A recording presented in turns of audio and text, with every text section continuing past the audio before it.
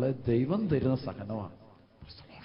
ദൈവം എന്തിനു വേണ്ടി? നമ്മളെ ഒക്കെ പറഞ്ഞേ, നമ്മളെ കഴുകാൻ, വിശുദ്ധീകരിക്കും. എന്തിനു വേണ്ടി?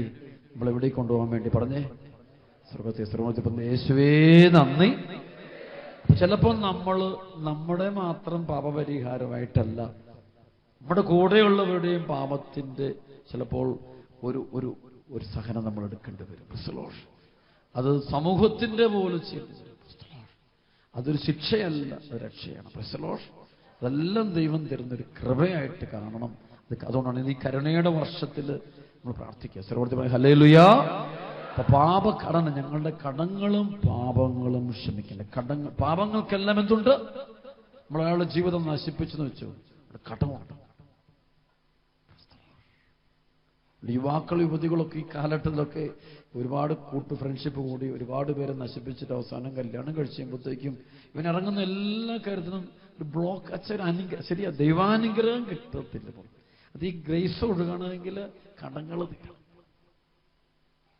അപ്പൊ അതുകൊണ്ട് കാണുന്നതിൻ്റെ നമ്മൾ തെറ്റ് ചെയ്യാൻ എല്ലാവരും സാത്താൻ ഇങ്ങനെ വിളിച്ചുകൊണ്ടിരിക്കും. അപ്പൊ അതുകൊണ്ട് നമ്മൾ രോഗിയായിട്ട് തരും. അതുകൊണ്ടൊന്നും ചെയ്യരുത്. വിശുദ്ധീകരിക്കപ്പെടാൻ വേണ്ടി പ്രാർത്ഥിക്കുക. പരമാവധി ഹോളിനെസ്സിൽ, വിശുദ്ധിയിലും ദൈവഭക്തിയിലും ദൈവഭയത്തിലും ദൈവസ്നേഹത്തിലും ജീവിക്കാൻ നാം തയ്യാറാകണം. പ്രൈസ്. ഒരിക്കലും ദൈവത്തിന്റെ കരുണയെ നമ്മൾ, കരുണയുടെ അളവ് നമ്മൾ ഉദ്ദേശിക്കുന്നത് വലിയ അളവ്, പക്ഷെ അത് സ്വന്തമാക്കാൻ നമ്മൾ തിരിച്ചു വരണം. അതുകൊണ്ട് ഈ വർഷം ദൈവം സഭയിലൂടെ ഒരുക്കിയിരിക്കുന്ന പൂർണ്ണ ദണ്ഡ വിമോചനം അത് നമുക്ക് വാങ്ങണം. എല്ലാവരും വാങ്ങണം. Praise Lord. ഫൗസ്റ്റീനായിലൂടെ ദൈവം പഠിപ്പിച്ച കാര്യമുണ്ട്. അതിനകത്ത് 3 കാര്യം എല്ലാവരും ഉണ്ട്. കരുണക്കൊന്ത എല്ലിക്കഴിഞ്ഞാൽ കരുണ കിട്ടുമെന്ന് വിശ്വസിക്കുന്ന ഒത്തിരി പേർ. തീർച്ചയായിട്ടും കരുണക്കൊന്ത ഇല്ലെങ്കിൽ കരുണ കിട്ടും പോരാ. Praise lord. നമ്മൾ പിന്നെ പശ്ചാത്താപം വേണം, പിന്നെ കരുണയുടെ പ്രവർത്തികൾ ചെയ്യണം. കാരുണ്യ പ്രവർത്തികൾ ചെയ്യാതെ പ്രാർത്ഥന ചൊല്ലിക്കൂട്ടിയുണ്ട് കാര്യമില്ല. പ്രാർത്ഥന ചൊല്ലിക്കൂ. അതുകൊണ്ട് വളരെ ഗൗരവമായിട്ട് പറയുന്നുണ്ട്, കരുണയുടെ പ്രാർത്ഥന, കരുണയുടെ പ്രവർത്തികൾ നമ്മൾ ചെയ്യണം. പ്രൈസ്. കരുണയുടെ പ്രവർത്തികൾ ചെയ്യണം. അതുകൊണ്ട് നമ്മൾ ആരെയും ദ്രോഹിക്കരുത്, മറ്റാരും നമ്മൾ മുഖാന്തരം വേദനിപ്പിക്കും. ഒരുപക്ഷെ നമ്മുടെ ജീവിതത്തിൽ പെട്ടെന്നുണ്ടായ ദേഷ്യത്തിലും കോപത്തിലും നമ്മൾ ചിലപ്പോഴൊക്കെ നമ്മൾ മറ്റുള്ളവരൊക്കെ മനസ്സറിഞ്ഞോ അറിയാതെയൊക്കെ നമ്മൾ പീഡിപ്പിച്ചിട്ടുണ്ടാകും. പ്രൈസ്. ചിലപ്പോൾ നമുക്ക് കിട്ടിയ ചില വേദനയുടെ തിരിച്ചടികൾ നമ്മൾ കൊടുത്തിട്ടുണ്ടാകും. നമുക്ക് കിട്ടിയ ചില മുറിവിന്റെ തിരിച്ചടികൾ ചിലപ്പോൾ അപ്പനോട് തീർത്തിട്ടുണ്ടാകാം, അമ്മയോട്, ഭർത്താവിനോട്, ഭാര്യയോട്, മക്കളോട്, അയൽക്കാരോട്, പ്രിയപ്പെട്ടവരോടൊക്കെ നമ്മൾ തീർത്തിട്ടുണ്ടാകും. അതായത് പ്രതികാരം ചെയ്യരുത്, നിർത്തണം നമുക്ക്. Praise lord. അപ്പോൾ നിങ്ങൾ ഒരു കാര്യം അച്ഛൻ ഉറപ്പിച്ച് പറയുന്നു, മടങ്ങി വരുന്നവന് കിട്ടുന്നത് അവനെ ദാസനാക്കുകയല്ല പുത്രനാക്കുന്നൊരു ദൈവമാണ്. അപ്പൊ ആ ദൈവത്തിന്റെ കരുണയുടെ അളവ് വലിയൊരു അളവാണത്, വലിയൊരു അളവ്. അതുകൊണ്ടല്ലേ ധൂർത്തപുത്രൻ മടങ്ങി വന്നപ്പോൾ അവന് നല്ല വസ്ത്രം കൊടുത്തു. അന്ന് വരെ അവന് വസ്ത്രം ഇല്ലായിരുന്നു. ശരിക്കും പറഞ്ഞാൽ മനുഷ്യന്റെ അവന്റെ പേര് പോലും, വസ്ത്രം ഒരുവന്റെ അഡ്രസ്സിന്റെ ഭാഗമാണ്. അപ്പോൾ അവന്റെ സൽപ്പേര് പോകുന്ന കാണാൻ പറ്റും. അപ്പൊ അവൻ പാപം മൂലം അവന്റെ മഹത്വം നഷ്ടപ്പെട്ടു. ദൈവം മുമ്പിലും സമൂഹത്തിന് മുമ്പിലൊക്കെ അവന്റെ ആ പേര് നഷ്ടപ്പെട്ടു പോകും. അവന്റെ കഷ്ടപ്പാട് അർത്ഥമില്ലാതായി തീരുക. പക്ഷേ ഇവിടെ വെച്ച് അനുദപിച്ച് വരുന്നവന് വസ്ത്രം കൊടുക്കുന്ന ദൈവം, അവനെ പൊതപ്പിക്കുന്ന ദൈവം, അവനെ ഉടുപ്പിക്കുന്ന ദൈവം. വസ്ത്രം കൊടുത്തു. അവൻ നഷ്ടപ്പെട്ടു പോയ ആ മാന്യത അവൻ കൊടുക്കുക, നിന്ദനം മാറ്റിയിട്ട് അവനെ ദൈവം വളർത്തുക. പ്രൈസ്. അതാണ് ദൈവത്തിന്റെ കരുണയുടെ ആഴം. പ്രൈസ്. ആണ് ദൈവം ഒരിക്കലും ഒരു പാപിയെ തകർക്കാൻ ദൈവമല്ല, അവനെ ദൈവം ഉടുപ്പിക്കുന്ന ദൈവം. പ്രൈസ്. പാപി അവനെ നഗ്നനാക്കും. അതാണ് ആദ്യ മനുഷ്യൻ പാപം ചെയ്തപ്പോൾ അവൻ നഗ്നനായിത്തീരുക, അവൻ അപമാനം അനുഭവിക്കുന്നു. പക്ഷെ ദൈവം അവനെ വസ്ത്രം ഉടുപ്പിക്കുന്ന ദൈവം, അവന് മാന്യത കൊടുക്കുന്ന, അവന് വില കൊടുക്കുന്ന, അവനെ ഉയർത്തുന്ന ദൈവം. ഹല്ലേലൂയ. ആ ദൈവത്തിന്റെ സ്നേഹമാണ് അവിടെ. അത് അനുഭവിക്കാൻ കിട്ടും. അനുഭവം തിരിച്ചു വന്നതെല്ലാം കിട്ടും. 2 അവന് കൊടുക്കുന്നത് കാലുകളിൽ ചെരുപ്പടിക്കും. ആ 2ാമതവന് ശരിക്കും അവന് മോതിരം കൊടുക്കും. സംഭവം മോതിരം ശരിക്കും ഒരു വിവാഹം നടക്കുമ്പോൾ സാധാരണ മോതിരം കൊടുക്കുന്നത്. പുരുഷൻ സ്ത്രീക്ക് മോതിരമിട്ട് ഇന്ന് മുതൽ നീ എന്റേതാണ്, ഞാൻ നിന്റേതാണെന്ന് പറഞ്ഞ് വിവാഹ മോതിരം കൊടുക്കുന്നു. ഇവിടെ പുത്രത്വത്തിന്റെ മോതിരം കൊടുക്കുന്നു. അതിൻ്റെ അർത്ഥം നീ എന്റേതാണ് അല്ലെ. വിവാഹം കഴിച്ച പിന്നെ അവൾ ഇവന്റേതായിത്തീരുന്നു, ഇവൻ അവളുടേതായിത്തീരുന്ന സംഭവം. ഇവിടെ ഒരു പാപി മാനസാന്തരപ്പെട്ടു വരും, ദൈവം മോതിരം കൊടുക്കുക, ദൈവപുത്ര സ്ഥാനം കൊടുക്കുക, അവനോട്ട് വിവാഹം നടത്തപ്പെടുക. കാരണം അവൻ ദൈവത്തിൻ്റെതായി തീരുക, യേശു ക്രിസ്തുവുമായിട്ട് ഒന്നായി തീരുകയാണ്. അതാണ് അനുദപിച്ചു വരുന്നവൻ യേശുവിൻ്റെ മാത്രമായിട്ട് തീരുന്ന സംഭവം. യേശുവിനെ സ്വന്തമാക്കും, ഞാൻ നിന്നെ സ്വന്തമാക്കുന്നു. പ്രൈസ് പൗലോസ് ഫിലിപ്പി ലേഖനം 3:12 പറഞ്ഞു, യേശു ക്രിസ്തുവിനെ സ്വന്തമാക്കുക. വിവാഹത്തിലൂടെ സ്വന്തമാക്കുന്നത് പോലെ ഈ കരുണയുടെ വർഷത്തിൽ ദൈവം നിങ്ങളെല്ലാവരെയും തൻ്റെ മോതിരം വിട്ട് സ്വന്തമാക്കുന്ന അനുഭവം ഉണ്ടാകട്ടെ. ഒരനുഭവത്തിലേക്ക് എല്ലാവർക്കും വരാനിടയാകട്ടെ. അത് തിരിച്ചു വരുന്നവന് കിട്ടുന്നൊരു അനുഗ്രഹമാണ്.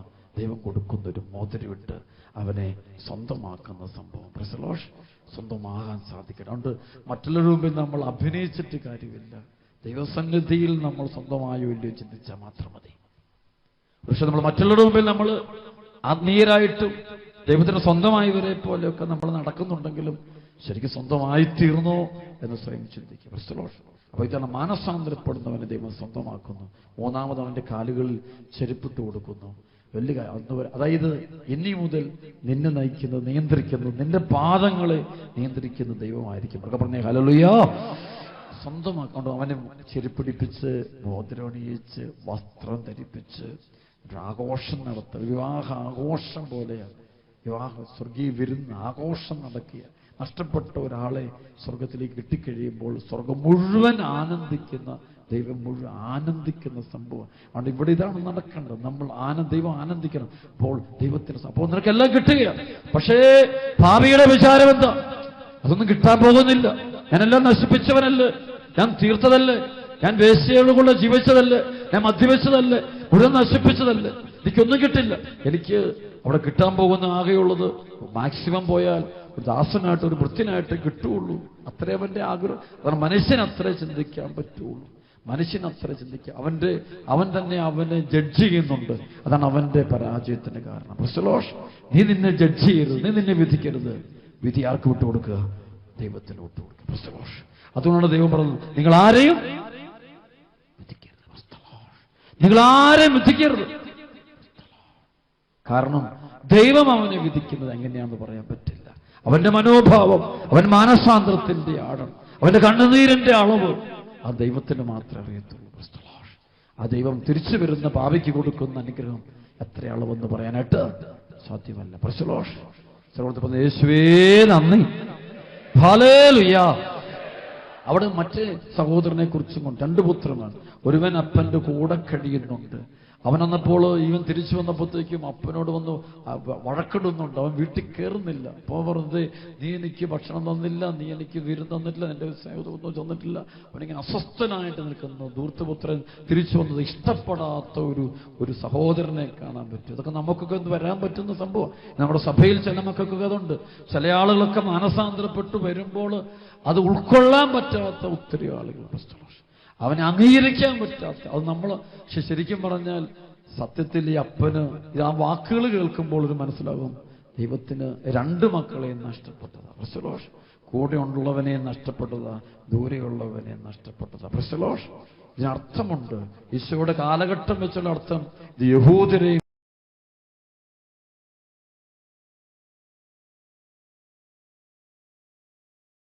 ാണ് മൂത്ത സഹോദരൻ. പ്രൈസ് കൂടെ ഉണ്ടായിട്ടും ദൈവത്തെ അറിയാതെ, ദൈവത്തിന് കൂടെ ഇരുന്നിട്ടും. അപ്പൊ അവനും പ്രായോഗിക തലത്തിൽ പറഞ്ഞ അവനും ഒരു ധൂർത്തപുത്രനാണ്. പാപം ചെയ്തിട്ടില്ലതേ ഉള്ളൂ, പക്ഷേ ദൈവത്തെ അറിഞ്ഞിട്ടില്ല. ദൈവത്തിന്റെ സ്നേഹം അറിഞ്ഞിട്ടില്ലാത്ത വീട്ടിൽ കഴിയുന്ന ഒരു സഹോദരൻ. നമ്മളൊക്കെ അത് പള്ളി പോകുന്നവരായിരിക്കും, ഉപസാരവും കുർബാനയൊക്കെ മുടങ്ങാതെ നടത്തുന്നുണ്ടെങ്കിലും ചിലപ്പോൾ നമ്മളും അങ്ങനെ ആയിരിക്കാം. കൂടെ നടക്കുന്നെങ്കിലും ദൈവത്തെ അറിയാത്ത മക്കളായിരിക്കും നമ്മളൊക്കെ. അതുകൊണ്ടാണ് നമ്മൾ വീണ്ടും ദൈവത്തെ കുറ്റപ്പെടുത്തുന്നതും നമുക്ക് കിട്ടിയത് പോരെന്നുള്ള പരാതി പറയുന്നതും. എന്തെങ്കിലും അളവ് കുറഞ്ഞാൽ ഉടനെ ദൈവത്തിനെതിരെ പിറുപിറുക്കുന്നു. ഒരു അനുഗ്രഹം കിട്ടിയില്ലെങ്കിൽ ഉടനെ നമ്മൾ പള്ളിയിൽ പോകും പ്രാർത്ഥനയൊക്കെ നിർത്തിവെക്കുന്നതും ഒക്കെ ചെയ്യുന്നത് കൂടെ നടന്നിട്ടും നമ്മൾ ദൈവത്തെ അറിഞ്ഞിട്ടില്ലാത്ത ആളുകളുടെ പുസ്തകം. യേശുവേ നന്ദി. പ്രാർത്ഥിച്ചിട്ടും നമ്മൾ ദൈവത്തെ അറിഞ്ഞിട്ടില്ലാത്ത ആളുകളുണ്ട്. അപ്പോൾ ഞാൻ ഈ രണ്ടു കൂട്ടത്തിലും പെടുന്ന ആളാണോ, എവിടെയാണെന്നുള്ളത് ഞാനും നിങ്ങളൊക്കെ ചിന്തിക്കണം. എന്നിട്ട് ഇന്ന് ദൈവസന്നിധിയിലേക്ക് നമ്മൾ വരണം. സ്വരമെടുത്ത് പറഞ്ഞേ ഹല്ലേലൂയ. അനന്തമായ സ്നേഹം, കരുണയുള്ള സ്നേഹം, വാത്സല്യമുള്ള സ്നേഹം, ക്ഷമിക്കുന്ന ദൈവത്തിന്റെ സ്നേഹം, അത് അനുഭവിക്കാൻ പറ്റട്ടെ. അത് അനുഭവിക്കണമെങ്കിൽ മടങ്ങി വരണം. മടങ്ങി വന്നപ്പോൾ അനുഭവിക്കാൻ പറ്റിയത്. അവിടെ വേറെ അർത്ഥമുണ്ട്. ഈ കൂടെ നിൽക്കുന്ന ആ മകന് ഈ ദൈവത്തെ അനുഭവിക്കാൻ പറ്റിയിട്ടില്ല, ദൈവത്തിന് രക്ഷ സ്വന്തമാക്കാൻ പറ്റിയിട്ടില്ല. കൂടെ ഇരുന്നിട്ട് അവൻ അനുഭവിക്കാൻ പറ്റാത്തവനാണ്.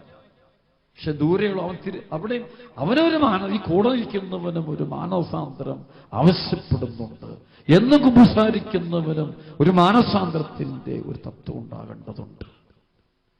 എന്നും വിശുദ്ധ കുർബാന സ്വീകരിക്കുന്നവനും മാനസാന്തരപ്പെടേണ്ട ഒരു ഘടകമുണ്ട്.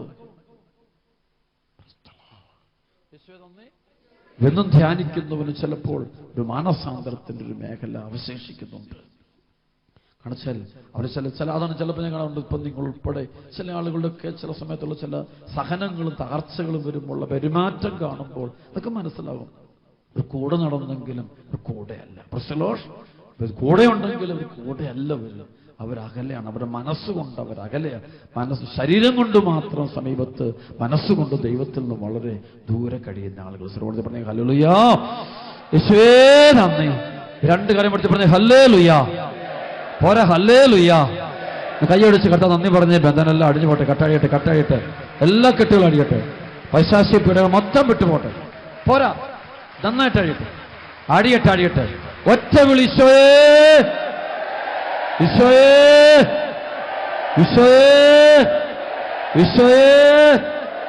ഈശോയേ. ഞാൻ കാണാറുണ്ട് ചിലപ്പോഴൊക്കെ ഈ ആത്മീയ മക്കളായ ചില ആളുകളെ കുറിച്ച് കാണുമ്പോൾ സങ്കടം വരും. അവർക്ക് ധ്യാനവും കൂടുകയോ രോഗശാന്തികളും അത്ഭുതങ്ങളും ഒക്കെ കിട്ടും. പ്രസലോഷ് ഇവിടേക്കും ചില സാക്ഷ്യങ്ങളൊക്കെ വളരെ രസമുള്ള സാക്ഷ്യങ്ങൾ. യേശുവേ നന്ദി. സാക്ഷ്യം കിട്ടിയിട്ട് എനിക്ക് കിട്ടിയിട്ടുള്ള കഴിഞ്ഞ ആൾ കിട്ടിയൊരു സാക്ഷിയാണ്. ആൾ സാക്ഷ്യത്തിൻ്റെ അവിടെ വച്ച സാക്ഷ്യം എഴുതിയിരിക്കുന്നു. അപ്പോഴൊക്കെ 1 വർഷം മുമ്പ് ഞങ്ങൾ ഇവിടെ ധ്യാനിക്കാൻ വന്നു. പ്രസലോഷ് ഞങ്ങൾ ക്യാൻസർ, ശരിക്കുള്ള ഒരു ക്യാൻസർ രോഗിയായിരുന്നു. സീരിയസ് ആയ ക്യാൻസർ രോഗമായിട്ട് ഞാൻ ഇവിടെ വന്നു. പ്രസലോഷ് ധ്യാനത്തിൽ വെച്ച് കർത്താവ് എന്നെ തൊട്ടു. പ്രസലോഷ് ധ്യാനം കഴിഞ്ഞു ഞാൻ വീട്ടിലെത്തി.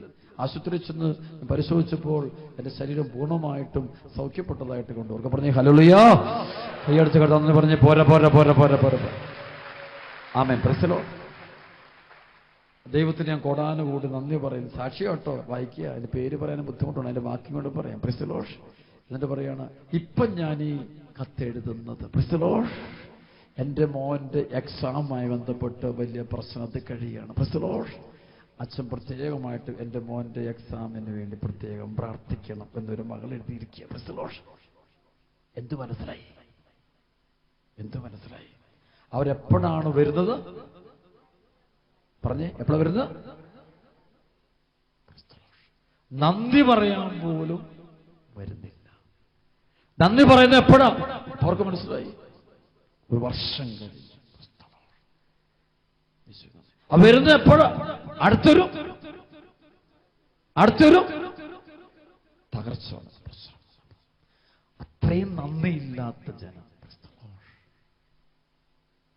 ദൈവത്തെ അറിയാത്ത ജനം. ഇങ്ങനെ ഒരു സാക്ഷ്യമില്ല. 100 കണക്കിന് കിട്ടിയിട്ടുണ്ട്. 100 കണക്കിന് കിട്ടിയിട്ടുണ്ട്. അതായത് അവര് വരുന്നത് വെറും ഭൗതിക. അപ്പോൾ അതൊക്കെ ധൂർത്തപുത്രന്മാരും ധൂർത്തപുത്രികളും.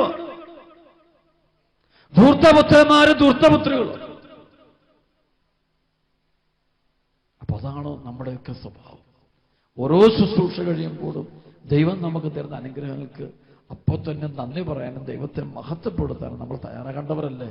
10 കുഷ്ഠരോഗികളിൽ ചോദിച്ചു, ഒരുവൻ മാത്രം തിരിച്ചെത്തിയപ്പോൾ പറയുന്നുണ്ട്, ഇവന് മാത്രമേ, ഈ വിജാതീയന് മാത്രമേ തിരിച്ചു വന്ന് ദൈവത്തെ മഹത്വപ്പെടുത്താൻ തോന്നിയുള്ളൂ. ബാക്കിയുള്ളവരെന്തേ?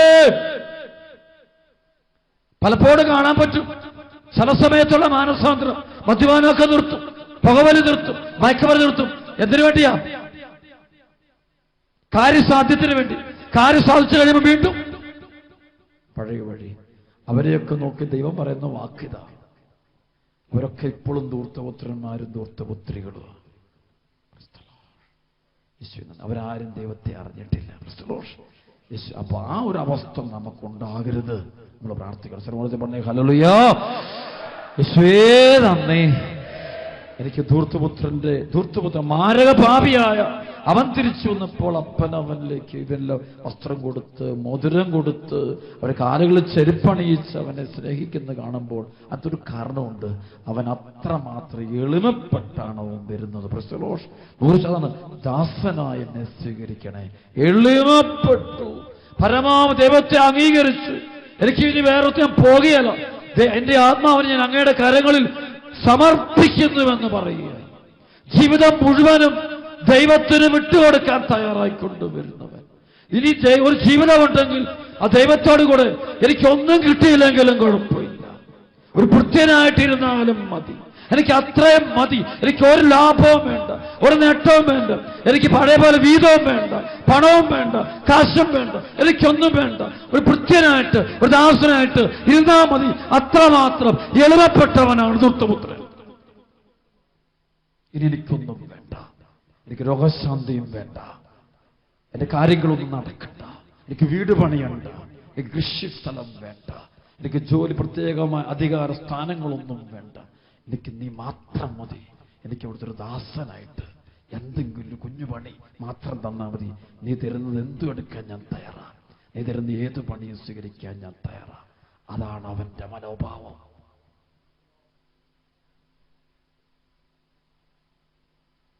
അങ്ങനെ വരുന്നവൻ മാത്രമേ വന്നിട്ടുള്ളൂ. ബാക്കി ആരും വന്നിട്ടില്ല. അങ്ങനെ വരുന്നവൻ മാത്രമേ തിരിച്ചു വന്നിട്ടുള്ളൂ. അല്ലാത്ത ആരും തിരിച്ചു വന്നിട്ടില്ല. അങ്ങനെ വരുന്നവൻ മാത്രമേ തിരിച്ചു വന്നിട്ടുള്ളൂ, അല്ലാത്ത ആരും തിരിച്ചു വന്നിട്ടില്ല. ഹല്ലേലൂയ പറഞ്ഞുകൊണ്ട് തിരിച്ചു വരണമെന്നുണ്ടോ? യേശുവേ നന്ദി പറഞ്ഞുകൊണ്ട് തിരിച്ചു വന്നിട്ടുണ്ടോ? 10 ശനിയാഴ്ച 50 ശനിയാഴ്ച വന്നതുകൊണ്ട് തിരിച്ചു വന്നിട്ടുണ്ടോ? ഒരിക്കലില്ല. അങ്ങനെ വരുന്നു. ഇനി എനിക്കൊന്നും വേണ്ട, എനിക്ക് ഒന്നും വേണ്ട, എനിക്കൊരു ദാസന, എന്തെങ്കിലും ഒരു പണി.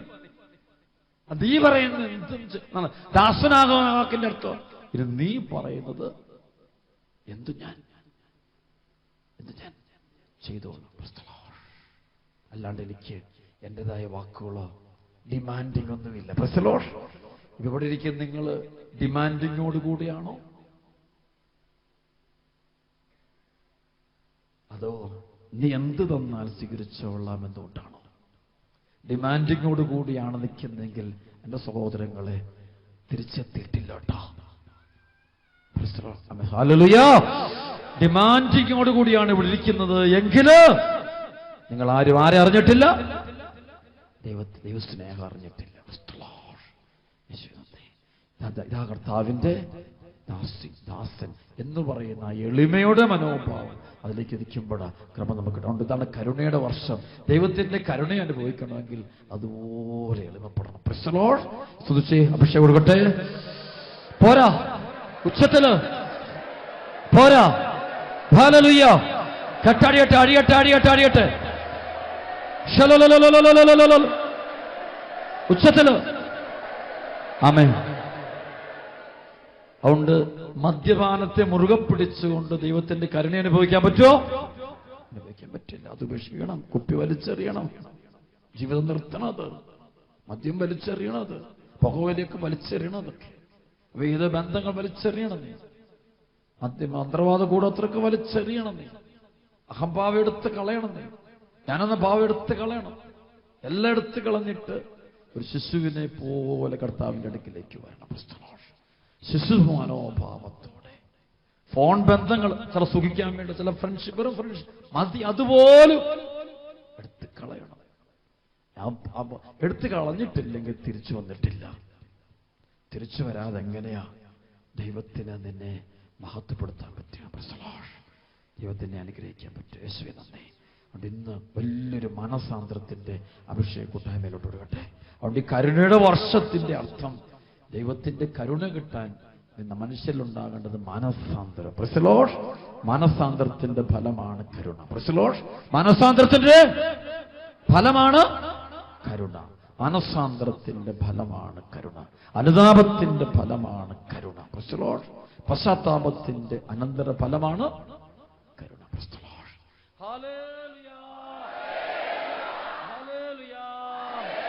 സഭയിലൂടെ അത് വാങ്ങിച്ചെടുത്തോണ്ട് ഈ മാസം 20 വരെയുള്ള സമയം ദൈവകരുണയുടെ ശരിക്കും നമ്മൾ കരുണ അനുഭവിക്കാൻ പോകും. അപ്പോൾ എല്ലാവരും കരുണ കാണിക്കണം. അതുകൊണ്ട് ഒരു കാര്യം നേരത്തെ പറഞ്ഞേക്കാം, നിങ്ങൾ കുമ്പസാര കൂട്ടുകൊണ്ട് പോകുന്നതിന് മുമ്പ് ഒരു 10 കരുണപ്രവർത്തികളെങ്കിലും ആത്മാർത്ഥമായിട്ട് അയൽക്കാരോട്, കുടുംബാംഗങ്ങളോട്, നിങ്ങളുമായി ബന്ധപ്പെടുന്ന മുഴുവൻ ആളുകളോട്, ജോലി സ്ഥലത്ത് എല്ലായിടത്തും ഒരു 10 കരുണയുടെ പ്രവർത്തികൾ ചെയ്തിട്ട് നിങ്ങൾ പോയി കുമ്പസാര കൂട്ടോട്ട് പോകുക. യേശുവേ നന്ദി. വസ്ത്രമില്ലാത്തവന് വസ്ത്രം, ജയിലിൽ കഴിയുന്നതിനെ സന്ദർശിക്കുക, അനാഥനെ സഹായിക്കുക, വിധവകളെ സഹായിക്കുക, ഭവനമില്ലാത്തവനെ സഹായിക്കുക, മുറിവേറ്റവരെ സഹായിക്കുക, വീട്ടിലെ അപ്പനെ അമ്മനെ സ്നേഹിക്കുക. ചിലപ്പോൾ അപ്പനമ്മയും പറയും വേണ്ടെന്ന്, നിങ്ങൾ മക്കൾ പോകണം, അതവരുടെ കരുണയാണ്. തിരിച്ച് അപ്പനമ്മ പറയും മക്കൾ പൊക്കോ, നിങ്ങൾ പൊക്കോ, ഞങ്ങളിവിടെ എങ്ങനെ നിങ്ങൾ പക്ഷെ നിങ്ങളുടെ കാര്യമൊക്കെ നടക്കട്ടെ. അത് അതുങ്ങളുടെ കരുണയുടെ മനോഭാവമാണ്. അപ്പം നിങ്ങൾ തിരിച്ച് അതല്ല ചെയ്യണം, തിരിച്ചവിടെ കരുണ കാണിക്കണം. ഇതെല്ലാം ഇതെല്ലാം ഒരുമിച്ച് അപ്പോൾ കരുണയുടെ അഭിഷേകം നമുക്ക് ലഭിക്കും. ശ്രമത്തിൽ പറഞ്ഞേ ഹല്ലേലൂയ, ഹല്ലേലൂയ. നമ്മൾ കൈയടിച്ച് ദൈവത്തിന് നന്ദി പറഞ്ഞ മക്കളെ പര പര പര പര കെട്ടാടിയട്ടെ, അടിയട്ടെ, അടിയട്ടെ, അടിയട്ടെ, അടിയട്ടെ, അടിയട്ടെ, അടിയട്ടെ. ആമേൻ. അപ്പോൾ ഞാൻ തുടങ്ങിയ ദൈവത്തിന്റെ നീതിയാണ് കരുണ. ഞാൻ പറഞ്ഞു മാരകപാപം, ലഘുപാപം. ലഘുപാപം ഞാൻ ശുദ്ധീകരണ സ്ഥലത്തെ കുറിച്ച് പറഞ്ഞു വന്നു. ശുദ്ധീകരണ സ്ഥലത്തിൽ കഴിയുന്നത് ലഘുപാപത്തിൽ കഴിയുന്നവരാണ്. ലഘുപാപം എന്നത് ബൈബിള് പറയുന്നത്, ശ്വാസം പഠിപ്പിക്കുന്നത്, പൂർണ്ണമായ അറിവും സമ്മതവും ഇല്ലാതെ മനുഷ്യൻ ചെയ്യുന്ന പാപപ്രവർത്തികളാണ് ലഘു. അറിവില്ലായ്മ, പൂർണ്ണമായ അറിവില്ല, തെറ്റായ അറിവിലൂടെ വന്ന പ്രവൃത്തി. പ്രശ്നോ. പക്ഷെ ഇത് നമുക്ക് പറയാൻ എല്ലാ കാര്യത്തിലും പറ്റില്ല. യേശുവേ, ഒരു ഡോക്ടർ അബോർഷൻ നടത്തുമ്പോൾ അത് ഗൗരവമേറിയ പാപം തന്നെ. അതിൽ പോയി ചെയ്തു കൊടുക്കുമ്പോൾ മനുഷ്യൻ ജീവനാ. പ്രശ്നോ. അങ്ങനെ ഓരോ മേഖലയും അറിഞ്ഞുകൊണ്ട് പല വ്യക്തി ഏറ്റവും വലിയ പാപത്തിലൊന്നാണ് എന്നറിയാവോ? കുമ്പസാരിച്ചാൽ പാപം മാഞ്ഞു പൊക്കോളും എന്ന് കരുതിക്കൊണ്ട് ബോധപൂർവം പോയി പാപം ചെയ്യുന്നത് തന്നെ ബോധപൂർവം ചെയ്യുന്നതല്ലേ. അപ്പൊ അതുകൊണ്ട് എന്ത് വരെ പ്രശ്നം ഉണ്ടാവും? കുമ്പസാരവും ഇൻവാലിഡ് ആവും, ഇതും പ്രശ്നമാണ്. കാരണം ബോധപൂർവമാണ്, അറിഞ്ഞുകൊണ്ട് ചെയ്യും. കുമ്പസാരക്കൂടുള്ളത് കൊണ്ട് പോയി ചെയ്തിട്ട് അപ്പൊ അത് തന്നെ അവന്റെ പാപത്തിന്റെ ഗൗരവത്വം കുറയ്ക്കുന്നു, കൂട്ടുന്നു. പറഞ്ഞേ അത് തന്നെ പാപത്തിന്റെ ഗൗരവത്വം കൂട്ടുക. കുമ്പസാരക്കൂട്ടിലിരിക്കുന്ന കർത്താവിന്റെ കരുണ, കൃപ അത് അനുഭവിക്കാൻ ഒരുപാട് എളിമപ്പെടാൻ തയ്യാറാകണം. അപ്പൊ എളിമപ്പെട്ട് പശ്ചാത്തലം. അതുകൊണ്ട് ശുദ്ധീകരണ സ്ഥലത്തെ പ്രത്യേക സഭ പഠിപ്പിക്കുന്നത് അനുസരിച്ച് ഭൂമിയിൽ വെച്ച് വിശുദ്ധീകരണം പൂർത്തിയാകാത്ത ആത്മാക്കൾ യേശുവിനോട് കർത്താവിനെ വിളിച്ച് പ്രാർത്ഥിച്ചിരുന്നപ്പോൾ കുമ്പസാരം കഴിഞ്ഞ ഉടനെ വരും. പക്ഷേ പാപത്തിന് പരിഹാരമോ പാപകടങ്ങൾ നീക്കാൻ ചെയ്തിട്ടില്ല. അപ്പൊ പാപകടം എന്നൊരു തത്വമുണ്ട്. പാപം പാപകടം രണ്ടും പാപം പാപകടവും. അപ്പൊ ഇത് നീങ്ങിയിട്ടില്ല. അപ്പൊ ആരായാലും ശരി അച്ഛന്മാരും എല്ലാവരും ശരി മരണസമയത്ത് അതിനുശേഷം ഇവര് ശുദ്ധീകരണ സ്ഥലത്തേക്ക് പോകും. അതടുത്തത് കർത്തൂസിൽ സന്യാസികളിടയിൽ ഈ മരണാനന്തര ജീവിതത്തെക്കുറിച്ചുള്ള പഠനങ്ങൾ ഒത്തിരി ഉണ്ടാകുമായിരുന്നു. അവര് പഠിപ്പിക്കുന്നൊരു തത്വം കേട്ടാൽ നിങ്ങൾ പേടിച്ചു.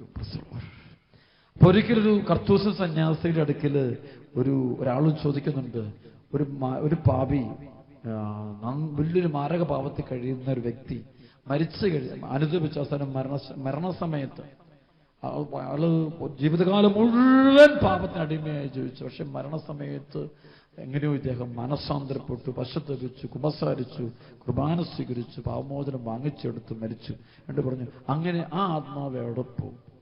ഉടനെ സന്യാസി പ്രാർത്ഥനയ്ക്ക് മുഴുകിയിട്ട് വന്നിട്ട് പറഞ്ഞു, ആത്മാവ് 100% ശുദ്ധീകരണ സ്ഥലത്തിലൂടെ സ്വർഗത്തിലേക്ക് പോകും. പ്രൈസ്. അത് നരകത്തിൽ പോകില്ല, നരകാഗ്നിയിൽ നിന്നും ആൾക്ക് രക്ഷ കിട്ടി. അപ്പൊ അടുത്ത ചോദ്യം ചോദിച്ചതാണ്, ഇനി ഇത്രയും കാലം ഈ മാരക പാപങ്ങളെല്ലാം മുഴുകി ജീവിച്ച ഈ വ്യക്തി ശുദ്ധീകരണ സ്ഥലത്തിൽ എത്ര നാൾ കഴിയേണ്ടി വരും എന്നൊരു ചോദ്യം ചോദിക്കും. പ്രൈസ്. അപ്പോൾ ഈ സന്യാസി പറഞ്ഞു, ഞാൻ പ്രാർത്ഥിച്ചിട്ട് പറയാം, ദൈവം എന്നോട് അരുളപ്പാട് തന്നാൽ മാത്രം ഞാൻ പറയാം. മാസങ്ങളോളം പോയി സന്യാസി ദൈവസന്നിധിയിൽ അരുളപ്പാടിനായിട്ട് പ്രാർത്ഥിക്കുക. പ്രൈസ്. വെളിപാടിനായിട്ട് പ്രാർത്ഥിച്ചിട്ട് അവസാനം പറഞ്ഞ ഒരു വെളിപാട് കിട്ടി എന്നാണ് പറയുന്നത്. പീഡാൻ വേണ്ടി ഒരു ദീർഘകാലം പാപകടങ്ങൾ വീട്ടപ്പെടാൻ വേണ്ടി ലോകാവസാനം വരെ ഈ ആത്മാവ് സഹനാഗ്നിയിൽ കഴിയേണ്ടി വരുമെന്നാണ് കർത്തൂസ്യ സന്യാസികൾ പഠിപ്പിച്ചത്. പ്രൈസ് എൻ്റെ പ്രിയപ്പെട്ട ദൈവമക്കളെ, ഇതിൻ്റെയൊക്കെ അർത്ഥം ഒന്ന്, നമ്മൾ പാപം ചെയ്യരുത്. പ്രൈസ് നമ്മൾ കാണേണ്ടത്, ഞാൻ എപ്പോഴും പറഞ്ഞത്, ഈശോ എനിക്ക് തരുന്ന ബോധ്യവും നമുക്ക് തരണം. ഈ ഭൂമി വെച്ചുണ്ടാകുന്ന മുഴുവൻ സഹനങ്ങളെ കർത്താവിൻ്റെ പീഡാസഹനങ്ങളോട് ചേർത്ത് സ്വീകരിച്ച് ആത്മരക്ഷകൻ പ്രാർത്ഥിക്കുക, 100% വിശുദ്ധിയിൽ ജീവിക്കാൻ തയ്യാറാകുക, പുണ്യപ്രവർത്തികൾ എല്ലാവർക്കും ചെയ്തു കൊടുക്കുക. അങ്ങനെയൊക്കെ നമ്മൾ മരിക്കുമ്പോൾ നമ്മുടെ ആത്മാവ് അന്ന് തന്നെ സ്വർഗമാകുന്ന പർദീസായിൽ പ്രവേശിക്കണം. പ്രൈസ്. അപ്പൊ അതായിരിക്കണം നമ്മുടെ ആത്യന്തികമായ ലക്ഷ്യം. മരിക്കുന്ന അന്ന് കർത്താവിൻ്റെ തിരുമുഖം ദർശിക്കാനും വിശുദ്ധരുടെ കൂടെയും അപ്പസ്തോലന്മാരുടെ കൂടെയും പരിശുദ്ധ അമ്മയുടെയും കൂടെ ജീവിക്കുവാൻ നമുക്ക് ഇടയാകണം. പ്രൈസ്. അപ്പൊ അതായിരിക്കണം നമ്മുടെ ഏറ്റവും വലിയ ആഗ്രഹവും ലക്ഷ്യവും. നമ്മൾ ഭൂമിയിൽ പല വീട് ഉണ്ടാക്കണം, കൃഷി ഉണ്ടാക്കണം, കെട്ടിടം പണിയണം, വിദേശത്ത് പോകണം, ജോലി വേണം, മക്കളെ പഠിപ്പിക്കണം, വളർത്തണം, ഇതെല്ലാം ഇന്ന് മനുഷ്യരെ ചെയ്യുന്നു. അതൊരു ജീവിത ലക്ഷ്യമാകരുത്. ജീവിതത്തിന്റെ മാർഗം ഈ ഭൂമിയിൽ ചില ഉത്തരവാദിത്തങ്ങൾ ദൈവം ഏൽപ്പിക്കുന്നു. പലരും അതുകൊണ്ട് തന്നെ തകർന്നു. ചില കുഞ്ഞുങ്ങളൊക്കെ ഡോക്ടർമാരൊക്കെ ആകുമ്പോൾ ഞാൻ കേട്ടിട്ടുണ്ട് 1 കോടി രൂപ 1.5 കോടി രൂപ ഒക്കെ ഡൊണേഷനൊക്കെ മുഴുവൻ കള്ളത്തരങ്ങൾ കാണിച്ചും കള്ള സർട്ടിഫിക്കറ്റ് ഉണ്ടാക്കിയും കള്ളത്തരത്തെല്ലാം ചിലപ്പോൾ സാറുമാരും ടീച്ചേഴ്സും പ്രൊഫസേഴ്സും യൂണിവേഴ്സിറ്റിയും എല്ലാം ഐക്യം ചേർന്ന് ഈ കള്ളത്തരങ്ങളെല്ലാം കാണിച്ചു മേടി. അപ്പോൾ തന്നെ ഈ കൊച്ചിന്റെ നേട്ടമല്ലത്, പരാജയമാണ്, മുഴുവൻ പാപമാണ് ചെയ്യുന്നത്. അതിനുവേണ്ടി പലതിനും കൂട്ടത്ത് കൈക്കൂലിയും കൊടുത്ത് അതും കൊടുത്ത് ഇതും കൊടുത്ത് മുഴുവൻ ചെയ്ത് കയറി ഇത് മുഴുവൻ അവന്റെ പാപകടമായിട്ട് കിടക്കും. പക്ഷെ പറഞ്ഞ് കേൾക്കുന്നുണ്ടോ? അത് അവന്റെ ആത്മാവ്. അപ്പൊ ഈ അപ്പന്മാരൊക്കെ കൊച്ചുങ്ങളെ വളർത്തി നരകാഗ്നിയിലോട്ട് കൊണ്ടുപോകുക. ഈ കുഞ്ഞുങ്ങൾ അതിന് വീണ്ടും പോവുക. അതുകൊണ്ടാണ് അതുപോലെ അത് മനസ്സിലാക്കുക. ഹല്ലേലൂയാ. ചില കുടുംബങ്ങൾ രോഗങ്ങളും തകർച്ചകളും വരുമ്പോൾ ഏതുതരം രോഗമാകട്ടെ അതിനെ മാതാപിതാക്കൾ എടുക്കേണ്ടത് ദൈവം ഞങ്ങളോട് ആവശ്യപ്പെടുന്ന ഒരു സഹനമാണ്. ഇതുവഴി ഞങ്ങളുടെയും ലോകം മുഴുവൻ്റെയും പാവത്തിന് പരിഹാര ബലിയാണ് ഞങ്ങൾക്ക് തരുന്നത്. നന്ദി പറയണം. ഒരു രോഗിയായ ഒരു കുഞ്ഞൊക്കെ വീട്ടിലുണ്ടെങ്കിൽ, രോഗികളായ മാതാപിതാക്കൾ വീട്ടിലുണ്ടെങ്കിൽ, അല്ലെങ്കിൽ തകർച്ചകൾക്ക് മാനസിക രോഗമാകട്ടെ എന്തെങ്കിലും അതെല്ലാം നന്മയാണ്. പ്രൈസ്. അത് നമ്മുടെ ഒരു വിശുദ്ധീകരണത്തിന് വേണ്ടി ദൈവം തരുന്ന എല്ലാത്തരം അശുദ്ധിയും നമ്മൾ മാറ്റാൻ ദൈവം തരുന്നത്. അതുകൊണ്ട് ആ കുടുംബത്തോട് ദൈവം കാണി, ആ കുടുംബത്തിലെ ആത്മാവിനെ സ്വന്തമാക്കാൻ വേണ്ടി. അതുകൊണ്ട് പ്രിയപ്പെട്ട മക്കൾ, ഇതൊക്കെ മനസ്സിലാകണമെങ്കിൽ നിങ്ങളുടെ ജീവിതത്തിന്റെ ലക്ഷ്യം നിങ്ങൾ ദൈവത്തിൽ കാണണം. സർവ്വത്തിൽ പറഞ്ഞ ഹല്ലേലൂയാ. നിങ്ങളുടെ പ്രശ്നം നമ്മളെ കണ്ണുകളുടെ വിശപ്പാണ് പ്രശ്നം. ഇന്നത്തെ മനുഷ്യന്റെ പ്രശ്നം കണ്ണുകളുടെ വിശപ്പാണ്. അവൻ റോഡിലൂടെ ഇറങ്ങി നടക്കുമ്പോൾ, വണ്ടികൾ യാത്ര ചെയ്യുമ്പോൾ, ഇടവത്തും വലത്തും നോക്കിക്കൊണ്ട് നടക്കുമ്പോൾ അവൻ കാണുന്ന പല കാഴ്ചകളും പല സംഭവങ്ങളും അതിനോടുള്ള അവന്റെ സ്നേഹ ആർത്തി ആഗ്രഹം, ആ ആഗ്രഹം അവനെ കൊണ്ട് ഒരുപാട് തെറ്റ് ചെയ്യിക്കും. ചുറ്റും ഇറങ്ങി നടക്കുമ്പോൾ അതാണ് ലക്ഷ്യം. അപ്പോൾ അവന്റെ അത് കണ്ടു, ഇനി അത് മേടിക്കണം, ഇനി അത് കണ്ടു അത് മേടിക്കണം. അവിടുത്തെ മോനിന്റെ അടുത്ത് അവിടെ എന്റെ മോൻ, ആ മോൻ എന്നെ പഠിക്കുന്നു, എനിക്ക് എന്റെ മോളെ അത് പഠിപ്പിക്കണം, എന്റെ മോളെ അത് പഠിക്കണം, അത് പഠിക്കും. അവന്റെ കല്യാണം, അത് ഒരു കല്യാണ ആഘോഷത്തിന് പോയി എന്റെ മോളുടെ കല്യാണ ആഘോഷം ഇതിനേക്കാളും ഗംഭീരമായിട്ട് വേണം. ഈ കോമ്പറ്റീറ്റ് ഇത് മുഴുവൻ അത് കണ്ണിന്റെ, അത് പാപത്തിലേക്ക് പോകും. അതാണ് പൗലോസ് യോഹന്നാൻ അപ്പോസ്തലൻ പറയുന്നത്, കണ്ണുകളുടെ ദുരാശ, ജീവിതത്തിന്റെ അഹന്ത. ജഡത്തിന്റെ ദുരാശ, കണ്ണുകൾ ദുരാശ, ജീവിതത്തിന്റെ അഹന്ത. ഇതൊന്നും പിതാവിൽ നിന്നല്ല. ജഡത്തിന്റെ ദുരാശ, കണ്ണുകളുടെ ദുരാശ. കണ്ടോ? ജഡത്തിന്റെ ദുരാശ, കണ്ണുകളുടെ ദുരാശ, ജീവിതത്തിന്റെ അഹന്ത. ഹല്ലേലൂയാ, ഹല്ലേലൂയാ. അതുകൊണ്ട് മക്കള്, നമ്മളെ കുഞ്ഞുങ്ങൾ ഇപ്പോൾ ഡോക്ടറായില്ലേലും സ്വർഗത്തിൽ പോയ അവിശുദ്ധരാകട്ടെ. അൽഫോൻസാമ ഒത്തിരി വയസ്സൊന്നും ലോകത്ത് ജീവിച്ചിരുന്നില്ല. 34 വയസ്സ് പ്രായം. ഈ 34 വയസ്സ് കഴിയുമ്പോൾ അവൾ വിശുദ്ധരുടെ ഗണത്തിൽ നോക്കി നിങ്ങളുടെ മക്കളെക്കാൾ അഡ്രസ് ഉണ്ടാക്കാം. അൽഫോൻസാമയ്ക്ക് നിങ്ങളുടെ എല്ലാവരുടെയും അഡ്രസ് ഉണ്ട്. അവൾ എന്ത് നേടി ലോകത്തിന്റെ മുമ്പിൽ? സ്വർണ്ണാഭരണം ഇട്ടവളാണോ? വലിയ വീട്ടിൽ കഴിഞ്ഞവളാണോ? വലിയ വണ്ടിയിലോ കയറുന്നതാണോ? ഒന്നുമില്ല. അവൾ വിശുദ്ധയായിരുന്നു. അപ്പോൾ ദൈവസന്നിധിയിൽ വലുത് വിശുദ്ധിയുള്ളവർക്കാണ്. ഒന്ന് കൈയടിച്ച് കേട്ടോ, നന്ദി പറഞ്ഞേ. പോരാ പോരാ പോരാ പോരാ പോരാ പോരാ, ഉച്ചത്തില് പോരാ. ആടിയിട്ട് കരങ്ങൾ വെത്തി ഒറ്റ വിളി, ഈശോയേന്ന് വിളിച്ച്. യേശുവേന്ന് വിളിച്ചേ, യേശുവേന്ന് വിളിച്ചേ. ഇന്ന് നമ്മൾ വിശുദ്ധ കുർബാന അർപ്പിക്കുമ്പോൾ ഇന്നത്തെ ഒരു കരുണയുടെ, ഇന്ന് ഈ കൂട്ടായ്മയിൽ വന്ന മുഴുവൻ മക്കൾക്കും കരുണ കിട്ടാൻ വേണ്ടിയുള്ള പ്രത്യേകമായ കുർബാനയായിരിക്കും അർപ്പിക്കപ്പെടുക. Praise the lord. അതുകൊണ്ട് ഇപ്പോൾ തന്നെ ഒരുങ്ങി അനുദപിച്ച് പ്രാർത്ഥിച്ചോണം. ദിവസങ്ങളിൽ നിങ്ങളുടെ